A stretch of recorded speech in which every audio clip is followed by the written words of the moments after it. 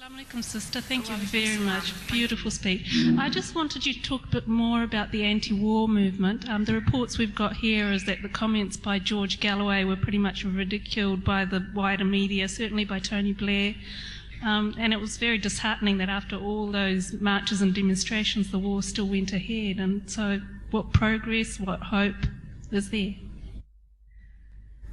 The Stop the War Coalition was absolutely devastated when the war began because, as I say, more than 2 million of us marched in London, 5 million in Italy, millions more across Europe, 500,000 in Berlin.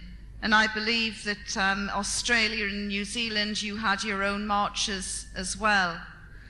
Okay, we didn't stop the war, but I'll tell you something now, we saved lives because the Pentagon and the military strategists had to change their modus operandi.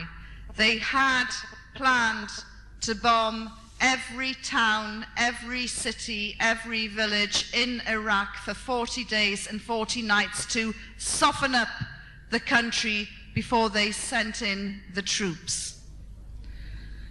We know that more than 100,000, and this is a conservative figure, more than 100,000 innocent civilians have been slaughtered by George Bush and Tony Blair's bombs since the start of the war. I was speaking to a Sheikh Majid al-Ghaud in Fallujah a few weeks ago, and he said that their estimates are that the figure is nearer 500,000. But the anti-war movement goes on. It's very, very active. And the backbone of the movement is supplied by the Muslim community in Britain, by the Muslim Association of Britain. Hundreds of thousands of Muslims marched alongside hundreds of thousands of people from the left, socialists, people from the right, people from all walks of life on February the 15th, 2003. And as I say, we didn't stop the war, but I'm sure that we saved lives. And what we have done is we have ensured that Britain certainly will no longer go into any military adventures with George Bush, because if Blair dare take the army, the British Army, into any other military adventures, any other illegal wars, we in Britain will not only march, we will riot and we will bring him down.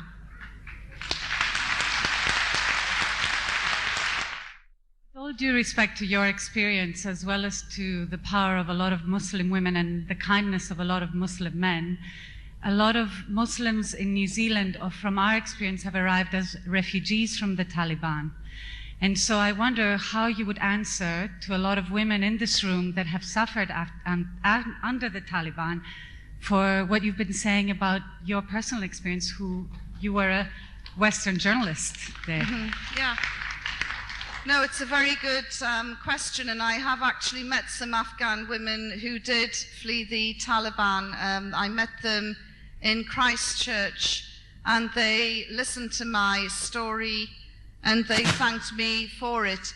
The reality is that the Taliban were no more brutal than the previous regime, and certainly this regime leaves a lot to be desired. For instance, the prison where I was held, I returned, I've been back to Afghanistan 4 or 5 times, and I went to it, and it is jammed with young girls aged 12 to 16 whose only crime is that they've run away from home because they don't want to be sold off as child brides, a practice that the Taliban had stamped out.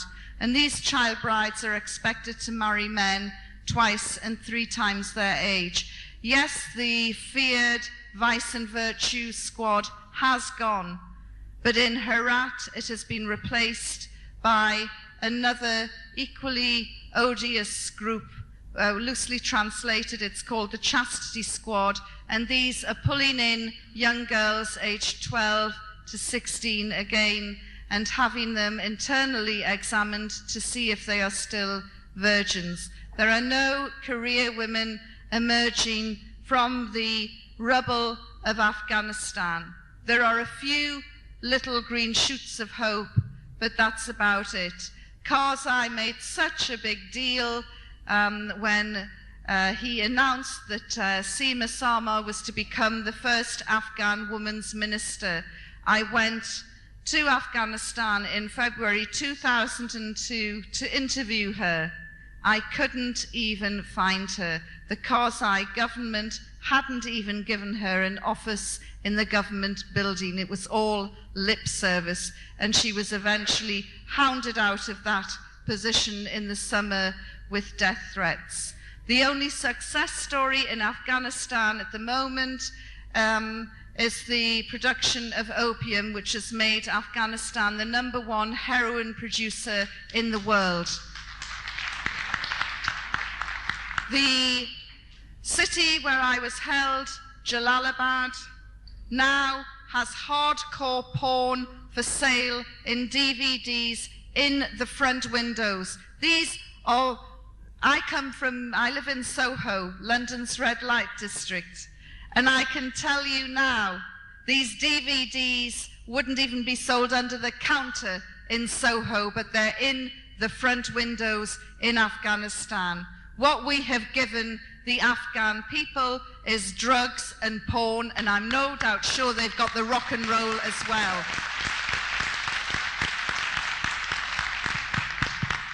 One of the most respected charities, Médecins Sans Frontières, pulled out its entire operation with great reluctance last year after half a dozen of its people had been murdered near Bamyan. They knew who had carried out the murder, somebody closely related to a friend of the Afghan government, and there was a refusal to hold an investigation. And that is why Médecins Sans Frontières pulled out of Afghanistan. And it was an excellent charity as well. Hamid Karzai is laughingly called the mayor of Kabul because he's lost control of his country outside of the capital, and the Taliban are coming back. They're in control in certain provinces in Afghanistan. And I can tell you something else. When I have traveled around Afghanistan, quite a few people, including the women, have said, we wish they were back.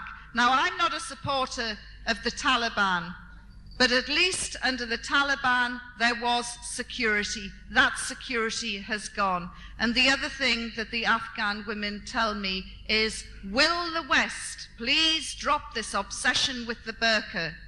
Tell us how we can get our children educated. Tell us how we can put food on the table.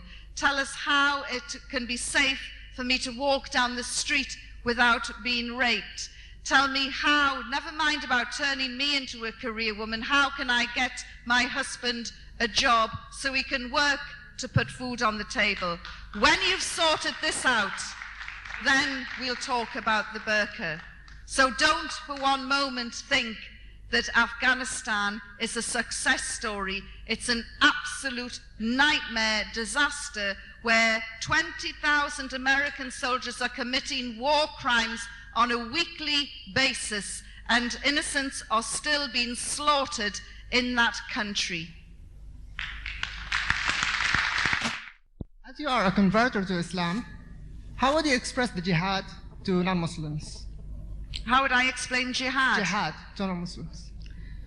My own personal jihad is my cigarettes I'm trying to quit.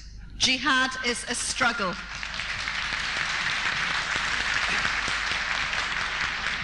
Sister Yvonne. There are many levels, but that is my jihad at the moment. My question relates to your time as a